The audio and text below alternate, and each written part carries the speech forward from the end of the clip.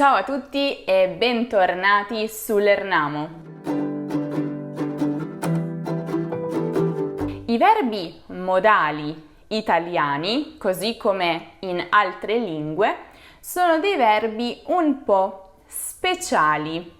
Possono essere utilizzati da soli o seguiti dall'infinito di un altro verbo e in generale hanno delle specifiche sfumature di significato. Inutile dire che sono molto comuni e sono utilizzati centinaia di volte al giorno. Però, proprio perché sono così comuni, è importante utilizzarli correttamente e non sempre è facile. In particolare, in questo video vedremo 5 degli errori più comuni commessi con i verbi modali.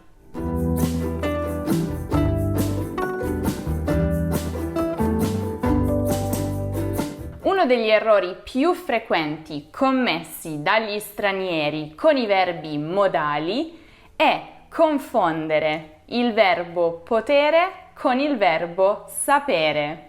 In particolare, molti utilizzano il verbo potere al posto di sapere quando si parla di un'abilità. Io posso cantare molto bene. Mia madre può cucinare divinamente. Voi potete ballare il tango argentino. Ma perché queste frasi sono sbagliate? Entriamo nel dettaglio dei significati di questi due verbi. Potere esprime la capacità di qualcuno di fare qualcosa. È vero, ma si utilizza quando la capacità di qualcuno di fare qualcosa dipende dalla volontà di altre persone o da circostanze, restrizioni, obblighi esterni. Per esempio, Giovanni non può nuotare oggi perché la piscina è chiusa. L'impossibilità di Giovanni di nuotare non dipende da lui, ma dal fatto esterno che la piscina è chiusa.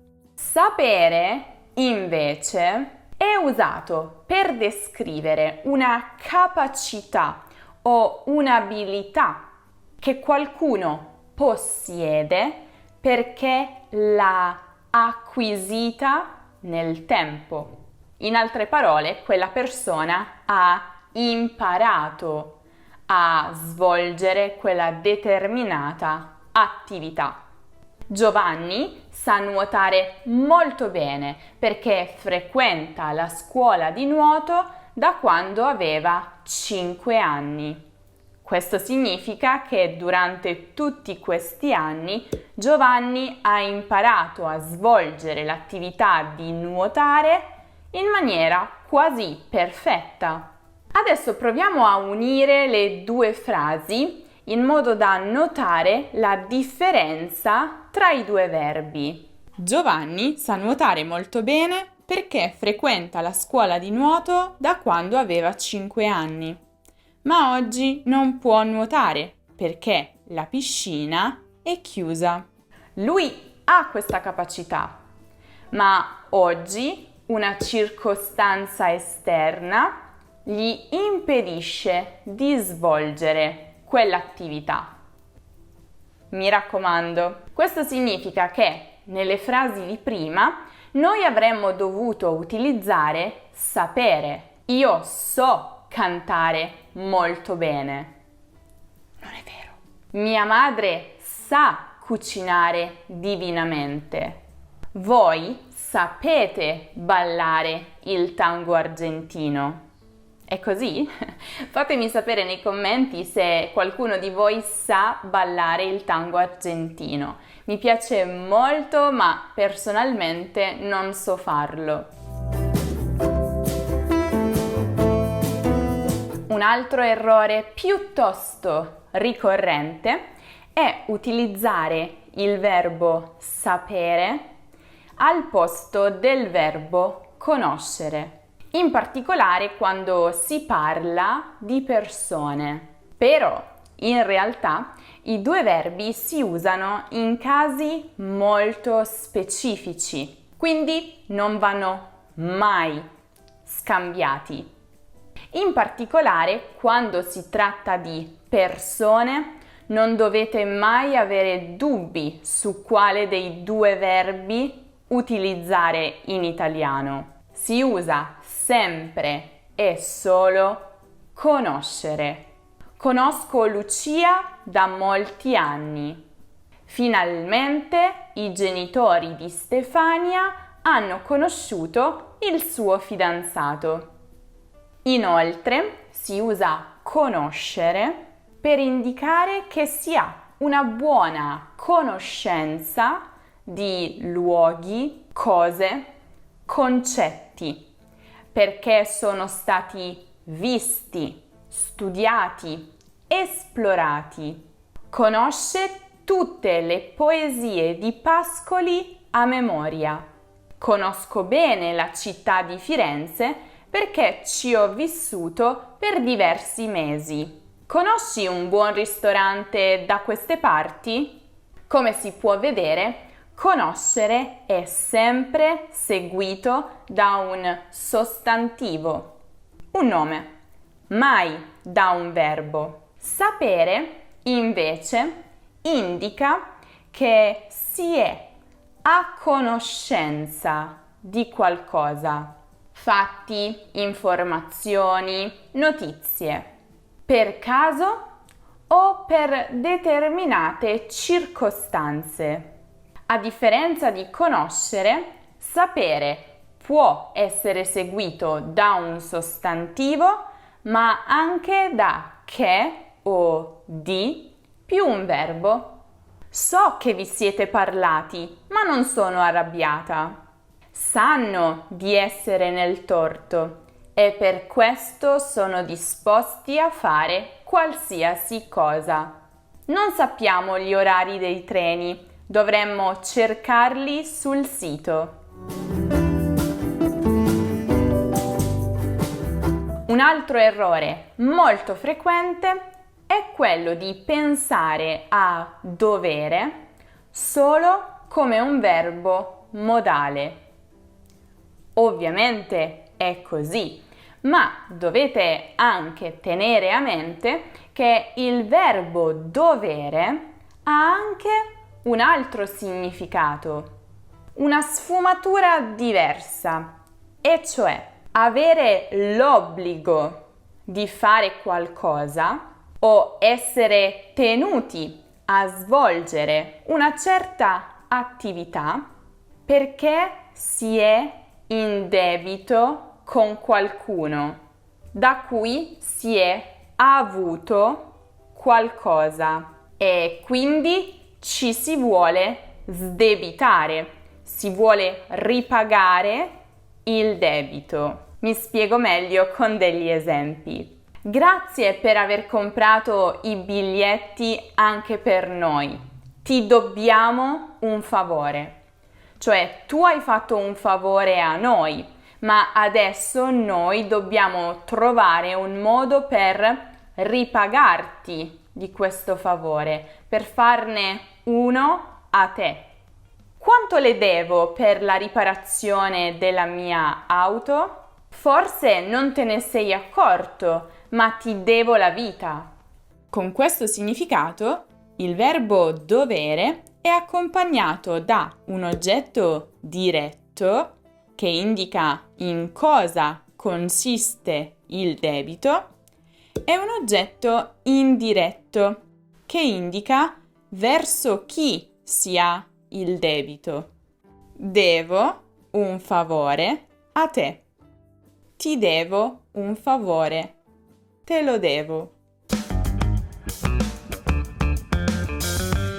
È risaputo che il congiuntivo crea molti dubbi, ma la situazione si complica quando nella frase principale, nella frase reggente, c'è un verbo di volontà o desiderio al condizionale.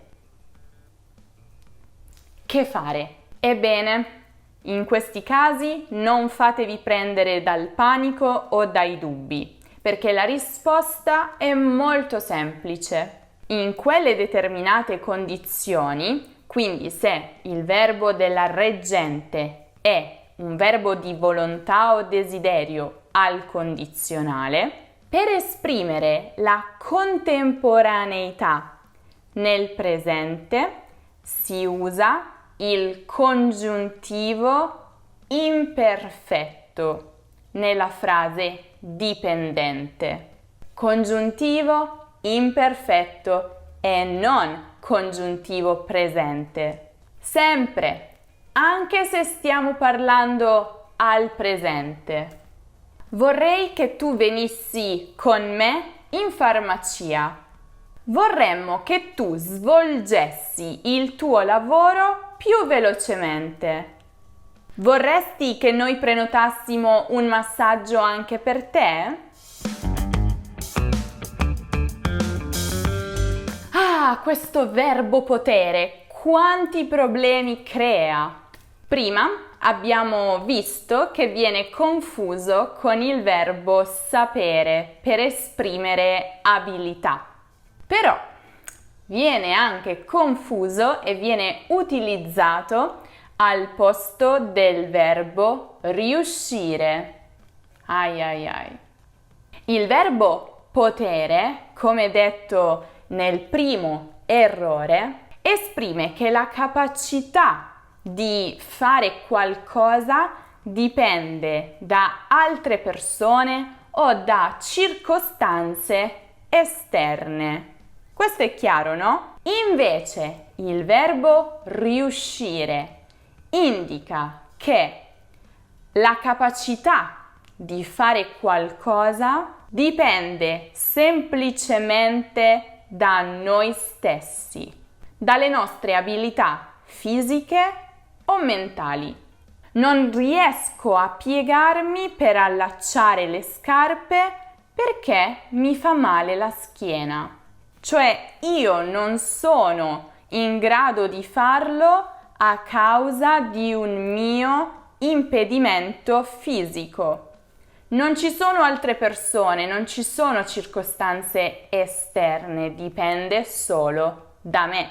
Non riesco a parlare perché ho mal di gola.